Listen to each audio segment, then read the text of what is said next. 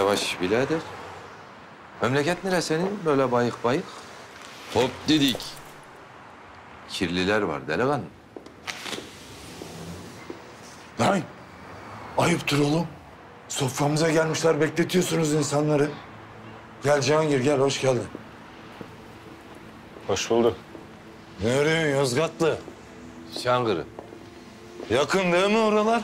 Yani. Geç Allah'ın adamı, geç oturun. Otur Cihangir, hoş geldin. Kebap yiyelim, hoşbeş edelim. Edelim. Edelim İskender Bey. Buyurun oturun.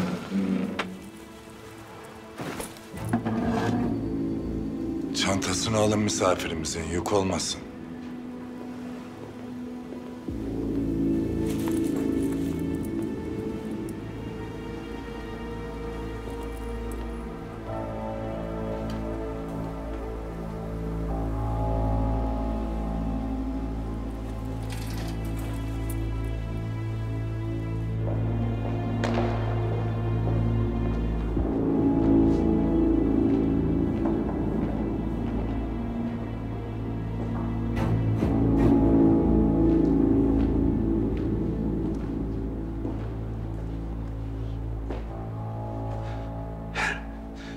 İşkembeci'den sanat galerisine.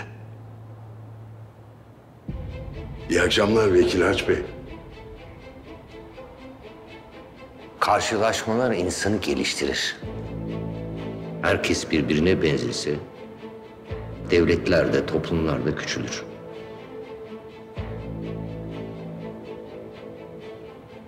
Şu resimden bir şey anlıyor musun İlhan? Yok. Ama meraklısı para ödüyor, biliyorum. Anlamadığın için kızıyor musun peki ressama? Bu resmi beğenenlere.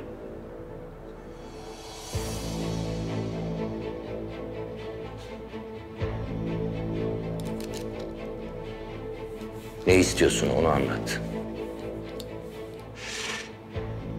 Resimden anlamam ama ticaretten anlarım Vekil Haç Bey. Ticaret yürürse hayat yürür mesela. Çorba içersin, resim alırsın, çocuğunu okutursun, kenarda para biriktirirsin. Yorma beni.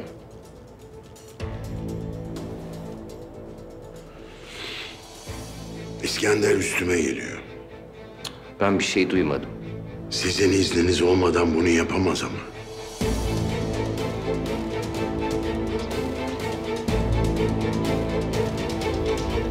Ustam, Buyurun efendim. birkaç parça pirzola atın. Tabii. Dinlenmiş antrikot da koy. Birkaç tane bonfile atarsın. Yeşil biber, kırmızı biber güzel kızartın, sarımsak. Tamam mı ustam? Tamam. Abi 1 milyon var. İyi, koy bakalım şöyle. Eskiden ot sevmezdim. Cahillik işte. Etin yeri ayrı tabii. Sen şimdi bu paraları niye getirdin patronumun evladı? Kayıplar oldu İskender Bey. O çocuklar emir kulu. Ha, ben kendimi savundum. Mecbur kaldım, indirdim. Ama aileleri vardır. Borçları vardır. Harçları vardır. Dedim bizim Adem'i hazırlayın bir çanta. Getirip verelim İskender Bey'e. Biz anlaşırız. Yanlış anladık deriz. Sarılırız. Kucaklaşırız. Olan yanımızda çalışanlar olmasın.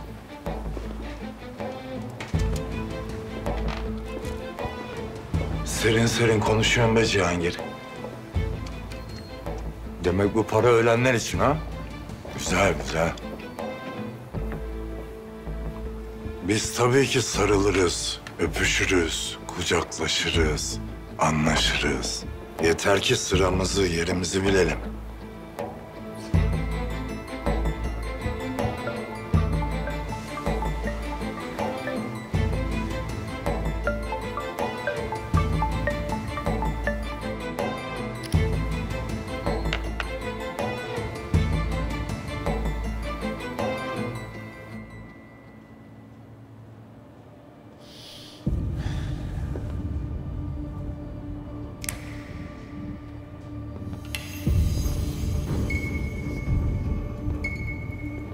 Yanlış anlamayın Vekil Ağaç Bey ama bir şey yapıyorsa İskender sizden emir alır gibi yapıyor. Yani siz emrettiniz demiyorum.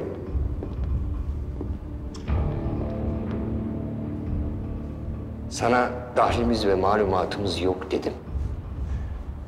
Ben de bunun için geldim.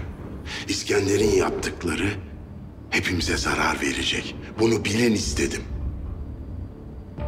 İşkillenerek, vehmederek konuşmayız biz. Senin haber vermene gerek yok İlhan. Lüzumluysa öğreniriz. İşine gücüne bak.